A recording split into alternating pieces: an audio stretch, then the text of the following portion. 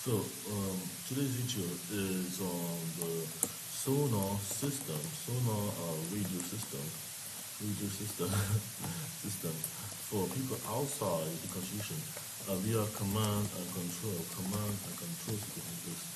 Command and control sequences of instructions, instruction sets.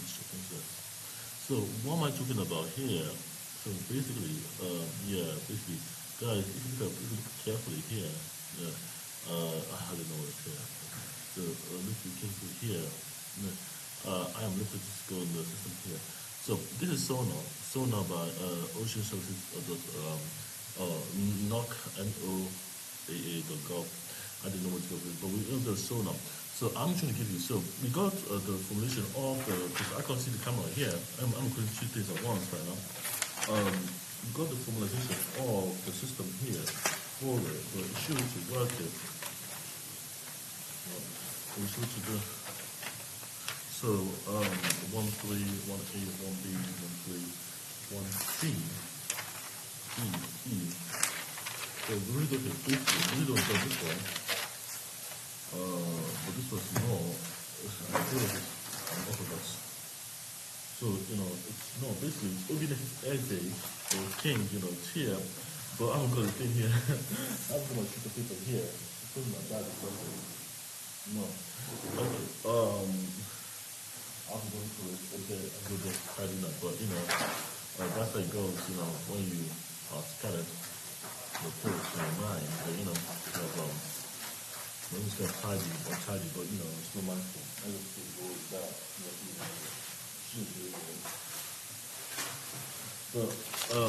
So where was I? The control and command sequences of the system for the sonar is basically what I'm talking about here. But this sonar uses so you get the radio waves, for the surface and go to the depth of the ocean. But it's an ocean system, so because we have a border, we have a right to Biafra, right to Benin, but I'm a low state is very good, we can do it properly. But I'm not scared of anyone. Don't try put on 3 1. So I am not, I'm still here. But this is solar system. But this solar system, we're gonna watch this video and see what I mean. But the formulation is already here, so we're gonna watch this video first. Okay, so let's watch the video. So it's gonna sound space. You probably know this sound from the movies. It's a submarine sonar ping. Sonar is used to see what lies beneath the waves. Today's high-tech sonar systems used by NOAA send out rapid sound pulses that bounce off the seafloor and back to scan what's below. These soundings produce amazingly detailed pictures of the unseen seafloor. Multi-beam echo sounders, shown here, measure the depth of the seafloor. Hydrographers use the multi-beam soundings to create nautical charts and produce colorful maps of the underwater terrain. In general, red is used to show shallow depths and blue or purple for deeper depths. Side-scan sonar, the device trailing the ship shown here, captures black and white imagery that helps to identify submerged wrecks and obstructions. Here's a visualization.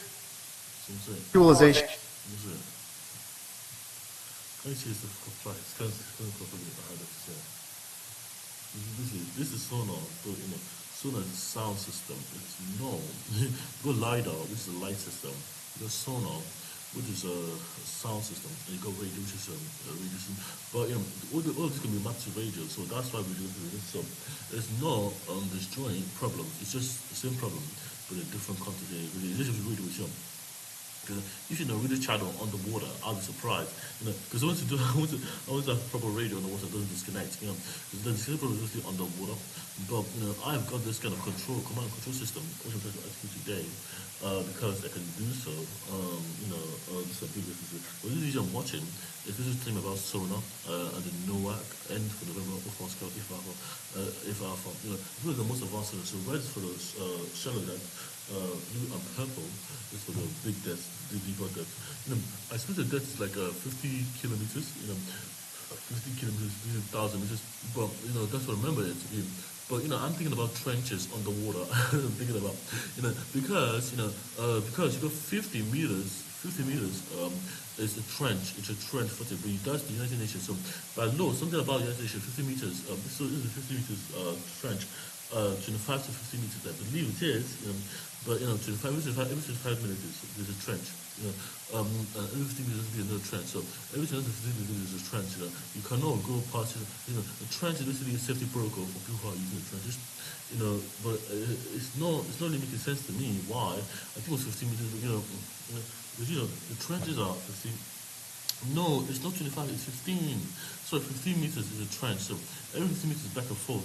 Every 15 meters, 15 to the 5 or 50. So it would have been from 15 to the 5. Because it was weird to me, but I remember it as that. I can't remember from a website for it.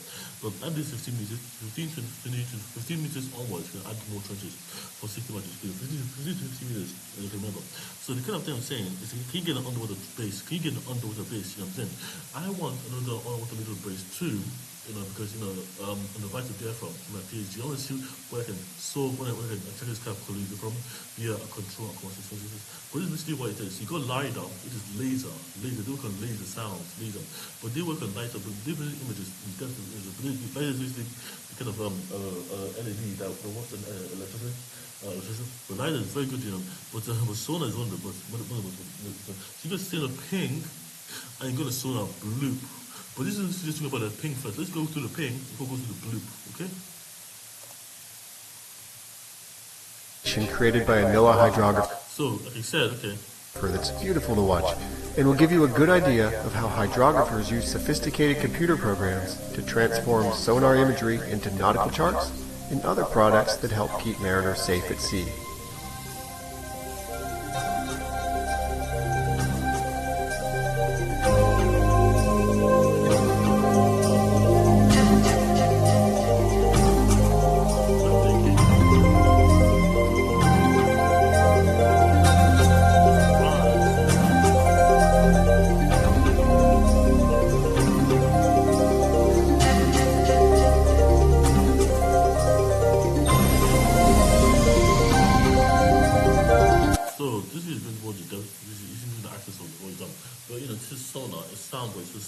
So you can have a radio sound, and that's why I love it. So because it's got two to four things, and that is formally, of course. So you got this a detonator. A detonator is a blasting cap. So blasting cap is a small explosive device or quantity of explosive device which can convert into a fuse. So you got a fuse and a detonator. A fuse and a detonator. So now we're gonna go to fuse. So I'll come that. So a fuse is a device. Electrical is an electrical safety device that operates to provide overcurrent protection of an electric circuit. It is essentially a component of a metal wire and a strip of metal. When too much kind of flows through it, therefore stopping it until the current. It stops the current because it's the fuse. So the fuse, so you got like kind of a mechanical fuses, but in kitchens, those are electrical currents. So when you turn off a cooker, you have a fuse. You can turn the cooker, you initiate the fuse, but the fuse or the power, so it doesn't let the power get through the system of the cooker. And that's what you need to have. So in the web program, there's the symbols of a fuse. You're saying. So I love this. I look over, but the fuse is one of the best things ever. It's a safety measure, but it's not enough. We need more types of fuse. I'm saying to you, the problem with fuses kind of right now is like it's kind of like a one size fits all solution. Who put that there? Who made this for fuses? Because they love this so much, they build it around them. But you can't just have one type of. You can't have one kind of continuum. You cannot have this kind of one. You can't. You got a breaking cap. So the breaking cap, use the voltage. You can't just have one type of voltage in the fuse. You have to have different type. So I'm trying to explain the kind of fuse design you have, of fuse holders, But because it's a safety measure. It's not a requirement. It's a safety measure. So it's a requirement that's needed. No, you don't want the requirement. So I have to just try to make more fuse type, this kind of electrical devices. But if I can, I can't do it. And then we got a detonator. So a detonator is a blasting cap. So explode, so you can explode, so you can detonate. So inserting detonator into C4, C4. Yeah, but this is a detonator being inserted. It gives you the kind of use of a detonator, but it's basically going to carry a current, And that's what I'm saying. The detonator. So I'm going to say to you guys now. The detonators and the fuse are related in various properties. The detonators are related. they're related, and you've got to be sure they're related, because if you don't know they're related, you don't know what's happening really here with me. So what I'm going to say. So I just figured I had. Yeah, and I'm proud of people. So last time we were talking about how to use an XOR encoding to determine Alice and Bob, to override the control of Alice and Bob, Alice and Bob with a hijack sequence, via an interception of control and command. Basically, you're trying to take over a system via replacing the bits and bytes they have, the sequence which you do right, why they actually want to run it. So this is like the canonical. You're executing the canonical code on the fly. So the canonical code is basically what you're trying to execute in real time with the system you're doing. So it doesn't. The canonical is there for a reason. It's there for a reason. So you got this thing here. You can see here, guys. You got this kind of cube. So this is net of a cube, net of a cube. But this cube is not really a good one. This is you got it self, so you can fold it in. You fold this into in, and then fold 1, 2, 3 over. So you get 4 cubes. But net of a cube is very important. If you fold it, you got a cube.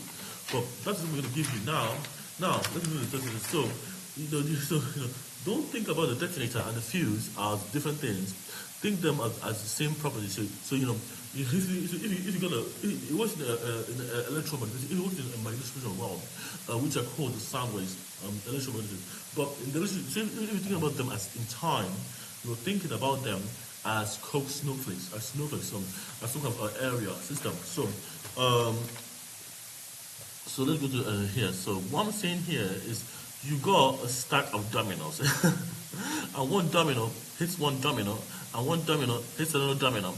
And because the dominoes represent the kind of system that's on the fuse, and the fuse and until you get the biggest domino fall over, fall into something and ignite the system. So the best way you're using it for, but if you get dominoes falling over, if you get like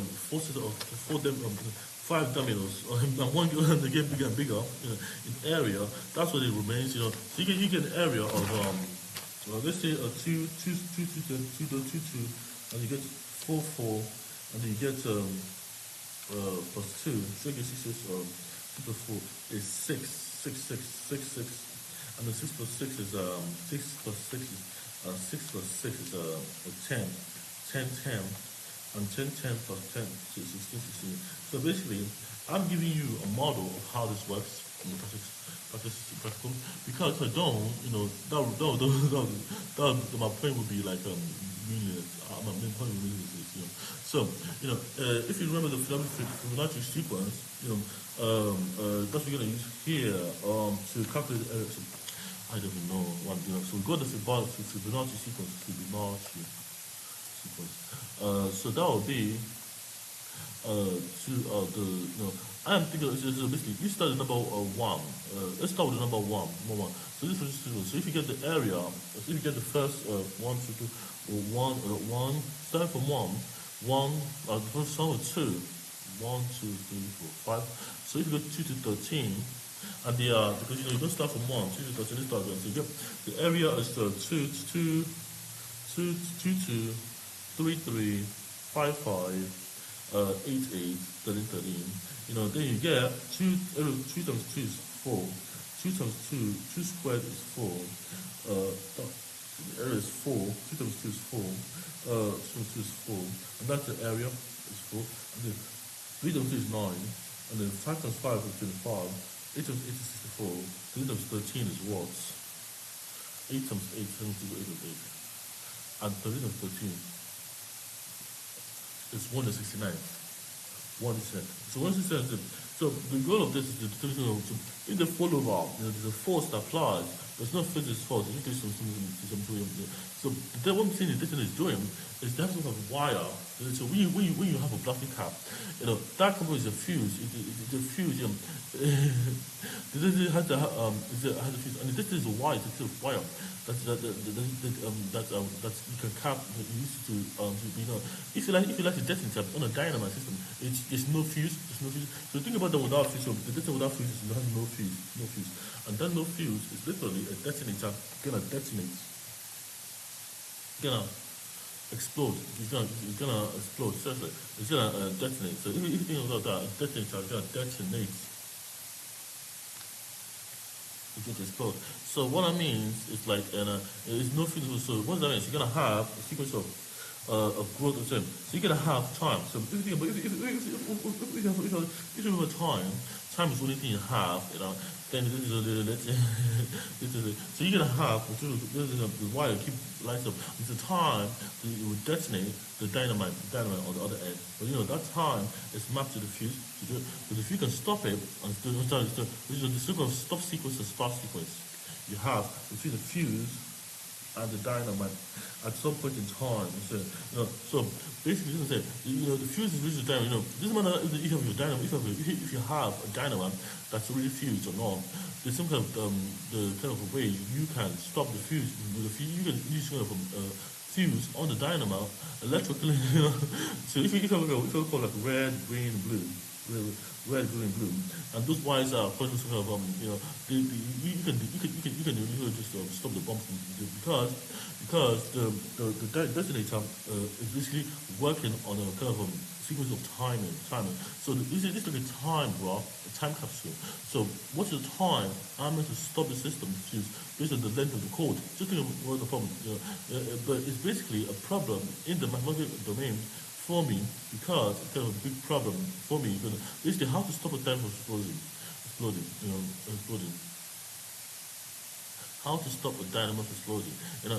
Because the dynamo is just a red, green, blue. The three wires are basically cut. There's three wires, but you have to select it in time and issue the fuse. And the fuse is a pair of scissors cutting the fuse. So the fuse is not really there to stop. You just initially it's just to prick the wire to cut based on the power. So basically there's a time limit to that fuse, and that's what it's not because So basically you have a start and stop sequences you can execute as the dynamo goes, and cutting the right time in the right space because the time equals the whole dimension of space you have.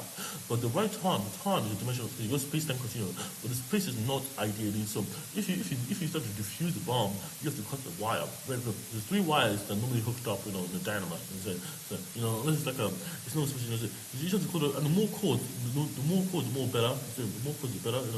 So the more chances you have to diffuse it. So the problem really here, I'm saying, is the fuse is an electricity system. The fuse is an electrical system, and that electricity system is a magnetic one. Has magnetic system. That's you can cut the fuse, you can issue the fuse and stop, and you start and stop. So let me just find one more thing before I continue with the Fibonacci sequence. The thing I want to find is the kind of it's a timing kind of a mitigation system. So I want to find a phase buzz. I want to find something called KochSnaowflke presentation. But I want to use this presentation as my presentation. Slide share. So this is slide share.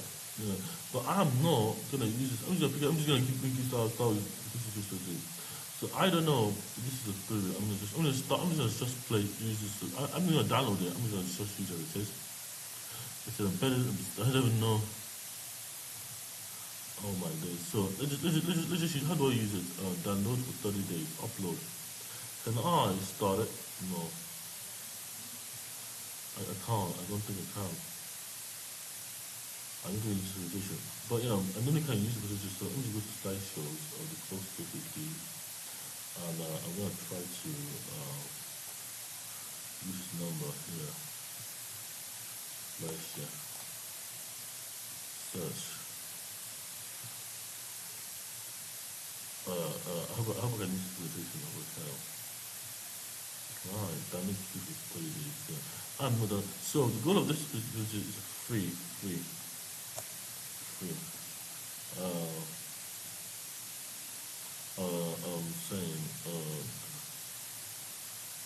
factor in C++. What is it? Market keyboard. You know. Oh, I can download it. So I'm just trying to. Because I saw that one. I think it was maybe free. But I'm just gonna have a presentation. I'm just gonna because I like it because a lot of work there don't do work. So I'm just gonna fine. Sorry guys, once again. So I'm for presentation right now. Free online presentation. This was so start with so this is a KochSnaowflake. It's basically a crystal. So you can understand, the essential. So the crystal is basically what the space something shares at a time. So we have ice crystals and also sand crystals, glass crystals, sand. So the sand goes through some process of crystallization. When you get sand, you just go through some crystallization process. Become a crystal before you get to glass, which is transparent and translucent. So how to so I'm saying to you, doesn't matter what it is, whether something freezes or not, you have to go through some what is it called? Crystallization. And the crystallization process is the space and time. So this area is geometrically aligned with the kind of principle of the fuse and the detonator, because it's going to be a safe thing, So, if you don't believe me, a KochSnaowflake is literally a water crystal that you can get if you have 4 sets of parameters.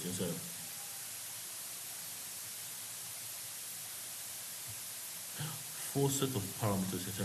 It's basically so if you like so what's the problem? So you get operator stack all of the curves. 2, 4, 5.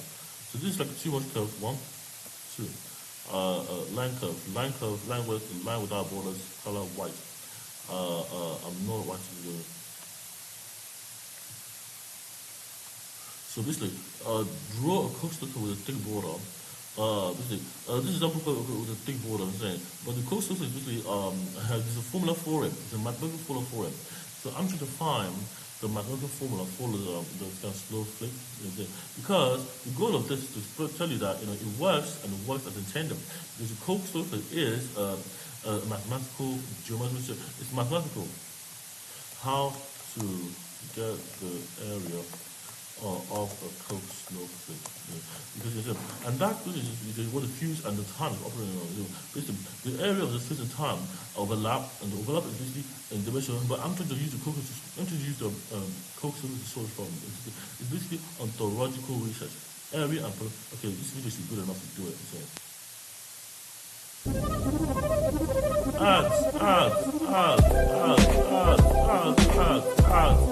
Hello, I'm busy, mate. Sorry, mate, I'm busy. You know I'm busy, mate. Oh, fucking hell. I'm busy. Come back later. And I am Dr. Tom Crawford from the... Each of them has length 1/3. So after one iteration of these 3 steps, divide your line into 3, remove the middle segment and replace it by a wedge. After one iteration, we end up with this beautiful star shape. To get the next iteration of our fractal, we just have to repeat the same 3 steps. So remember, the first step was to divide up each line into 3 equal pieces. Tomorrow. Our second step was to then remove the central piece from each segment. So you can see the parameter is 3, and the areas are pi 3 over squared. I don't even know what the p stands for parameter. And areas called the surge. The rational number of the surge of 3 divided by 4, because the area is divided based on the geometry. But these are called auxiliary constructions that you do in time. So it basically works because you get more area for the more space you have. So you can extend the time by where you cut if you make a mistake. So you don't want to make a mistake. So it's basically a KochSnaowflake model. So the area. So this area. So if the area of the parameter is 2, 3, 5, 8, 16, 13, you will see what I'm saying. Okay, guys, stay here. Go on this video now. I have to go now. I'm coming now. Yes, I'm coming.